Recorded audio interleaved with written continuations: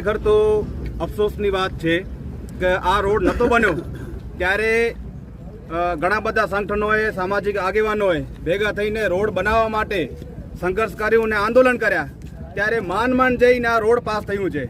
હવે વળી પાછું જાહેરનામું બહાર પાડવા માટે પણ આંદોલન કરવું પડે છે. તો ખરેખર કચ્છીમાં કહેવત છે કે મેસો આ તંત્ર છે ને મેસ મરી ગયું છે. જાણે એ લોકોને ખબર નથી પડતી કે આ જે રોડ જે છે એ રોડ ઉપર ઘણા બધા ગામો આવે છે, પછાત વર્ગના લોકો આવે છે, જ્યાં મેડિકલ માટે આ જ રોડ વપરાશે અને કંપનીઓ માટે પણ એ રોડ વપરાશે. પણ જે કંપનીની ગાડીઓ મસ્ત મોટા વાહનો જ્યાં સુધી આ રોડ ઉપર ચાલુ હશે ત્યાં સુધી શું આ રોડ જે બની રહ્યું છે એ કામ પૂરું થશે? ક્યારેય નહીં થાય.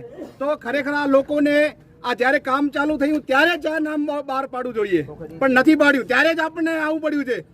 રોડ બનાવવા માટે પણ આવવું પડ્યું, આજે જાહેરનામું બહાર પાડે એટલા માટે પણ આવવું પડ્યું છે. ખરેખર આ તંત્રનું કામ છે અને તંત્રનો પ્રશ્ન છે કે આ કેવી રીતના સોલ્વ કરવું, ત્યાંથી જવા દેવું કે ધોળો ઉપરથી ગાડી જવા દેવું. અમારો પ્રશ્ન એ છે કે અહીંયા જ્યાં સુધી આ કામ ચાલુ છે ત્યાં સુધી આ જ્યારે વાહનો છે મોટા વાહનો એ બંધ થવા જોઈએ. જ્યારથી કરીને આગલા 3 મહિનામાં રહી અને હાજીપીરનો જ્યારે મેળો આવે ત્યાં સુધીમાં કામ સંપૂર્ણ થઈ જાય અને સંપૂર્ણ ના થાય તો કમસે કમ 50% જેટલું કામ પૂર્ણ થાય.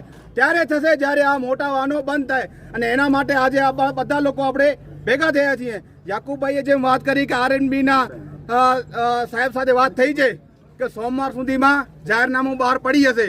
આજે તમારી સાથે આપણે બધા સામાજિક આગેવાનો છે એનાથી પહેલા આપણાથી પહેલા રાતના જેમ જાકુભાઈ વાત કરી કે ફોન આવી ગયો તો હવે શું કરવાનું છે? ભાઈ શું કરવાનું છે? આ મારો કઈ શોખ નથી, કોઈ સીન સપાટા કરવા નથી આવ્યા.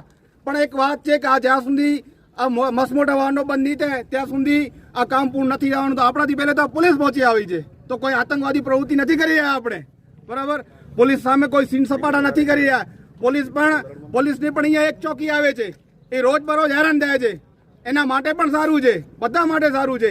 આપણી એક જ માંગ છે.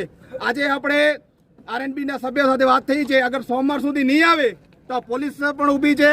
અને વિડીયોના આધારે તંત્રને પણ એક ચુનૌતી આપીએ છીએ કે જો સોમવાર સુધીમાં નહીં આવે તો મંગળવારના અમે આ રોડ જે છે એ બંધ કરશું.